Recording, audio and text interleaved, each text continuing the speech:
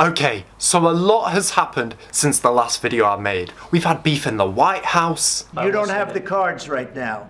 With us, you start having cards. But right now, you don't. Yeah, you're playing cards. We've had beef in the Reform Party. Allegations of serious bullying have been made against the Reform UK MP Rupert Lowe. And we've also had beef between a mother and her 4-year-old son. No, seriously, listen to this, right? This happened somewhere in America, and a mother ate her 4-year-old son's ice cream. And instead of that 4-year-old boy doing what other 4-year-old boys would do in that situation, which is storm up to his room and throw a tantrum, this boy took it to a new level.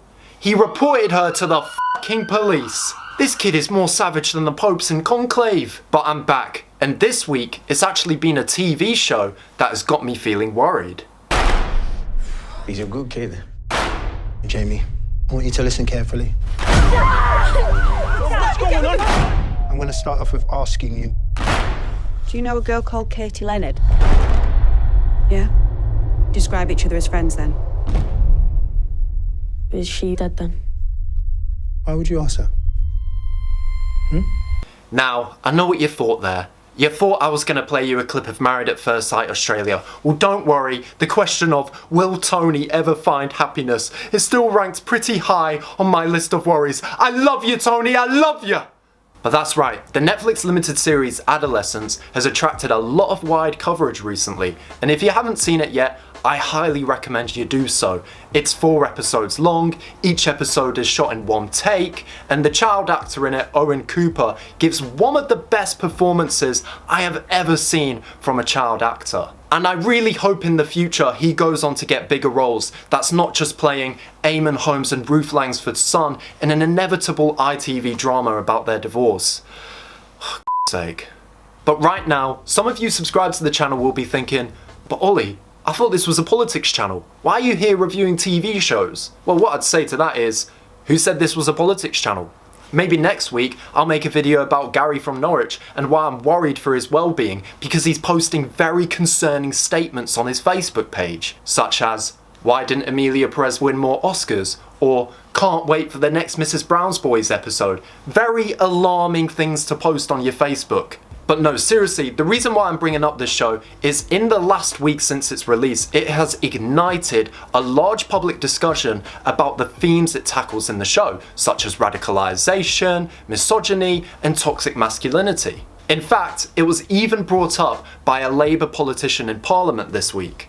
Everyone is talking about Adolescence, the series by Knowsley's own Stephen Graham and Christine Tamarco. It highlights online male radicalisation and violence against girls. The creators of the show are calling for screenings in Parliament and schools to spark change. So will the Prime Minister back this campaign to counter toxic misogyny early and give young men the role models they deserve? Yeah. Prime Minister. Yes, and at home we are watching Adolescence with our children. I've got a 16-year-old boy and a 14-year-old girl, and it's a very, very good documentary to watch, or drama. This violence carried out by young men, influenced by what they see online, is a real problem. It's abhorrent, and we have to tackle it. Just quickly, if Keir Starmer really does think Adolescence is a documentary, then I hope in the future when Owen Cooper is being interviewed on The One Show, Keir Starmer doesn't get the police to come raid the fucking set. But even still, it feels like a documentary because it feels so real. And it's got more people asking the question of, why are young boys becoming more influenced by misogynistic content online? And look, there's a lot of answers to that question, such as how social media algorithms operate, a lack of mental health care, and not enough opportunities for young people to prevent them from going down a rabbit hole online. And all those reasons right there are really important and are things I would like to delve into in future videos. But for this video, I want to focus on RSE, aka Relationship and Sex Education. It's a subject that's mandatory for all schools to teach. In secondary school, when the subject is taught, it delves into topics such as consent, domestic abuse, and sexual health, as where in primary school, the subject more delves into just puberty and staying healthy. And of course, those are all essential things that need to be taught to young people. And it's a fairly new subject too in a lot of ways. Only in September 2020, the subject became mandatory for schools to teach. And I believe this subject should have been made mandatory a long time ago. So why I want to highlight this school subject mainly is I recently came across a campaign to make the subject mandatory teaching in also colleges and sixth forms. A campaign I can definitely get behind. However, what I'm worried about is if this subject is being taught as effectively as it really could be. So, in the show Adolescence, there's a scene between Ashley Walters' character and his son is telling him about these terms that are used in incel culture, such as the red pill and the 80-20 theory. And when I watched that scene, I had no idea what these terms were. I had to look up what they meant because I was genuinely watching the scene like, what the hell are they talking about? And that actually brings me to the point that RSC clearly needs regular updates and amendments. And the last time RSC was updated was in September 2021. Nearly 4 years ago. But it wasn't until 2022 when these problematic influencers like Andrew Tate really gained notoriety. And since that happened, some schools have actually been using RSC lessons to teach about the dangers of believing what those influencers say. Which again proves that this subject needs regular updates, needs regular amendments, and also needs regular debates in Parliament.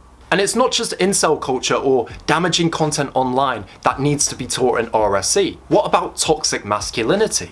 To this day, young boys are still struggling to communicate their emotions and not seeing vulnerability in a bad way.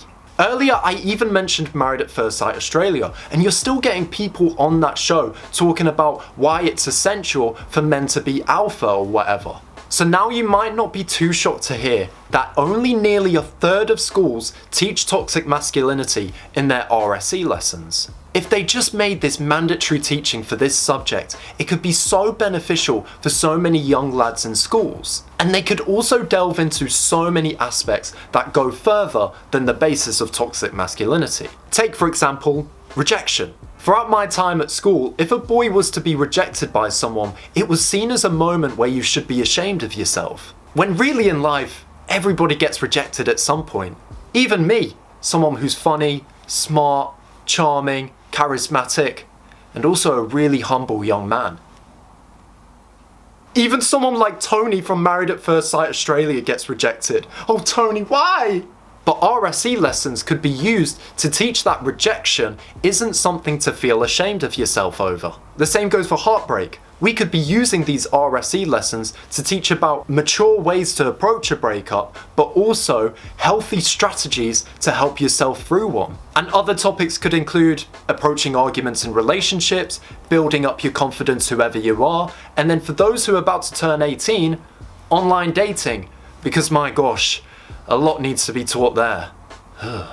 But some might be watching this now thinking, yeah, but even if we added all that to the curriculum, it still might not have the impact we want it to on young people.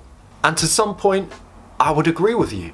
Now, when I say this with all due respect to all teachers out there, but I do worry that a flaw about this subject is that it could become a box-ticking exercise for teachers. And when I say a box-ticking exercise, I mean, oh, have you mentioned all the components from today's presentation? Tick. Because if RSE lessons are often taught that way, where it's just a teacher reading from a PowerPoint presentation, it's not going to feel any different from other school lessons, and young people are just going to zone out. So this is why I think we need to launch a cooperation with teachers and youth workers. Get youth workers to come in as young as in their 20s and get them to teach these lessons where they're just being as real as they can for an hour.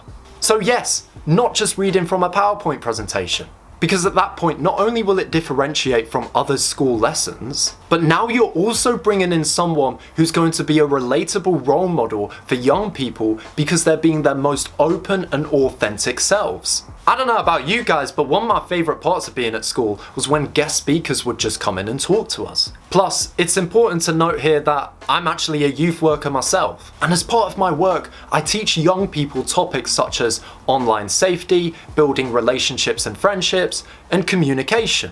But when I teach those topics, I don't teach them like a teacher would. Firstly, I personalize them to fit the young person's communication style, and then secondly, I make sure I'm as open and honest about my personal experiences so the young person can feel validated. That's why I think we just got to bring some youth workers in to help us teach these lessons as openly as they can, but most importantly, I think us young men have a role to play to make sure these subjects are being spoken about more.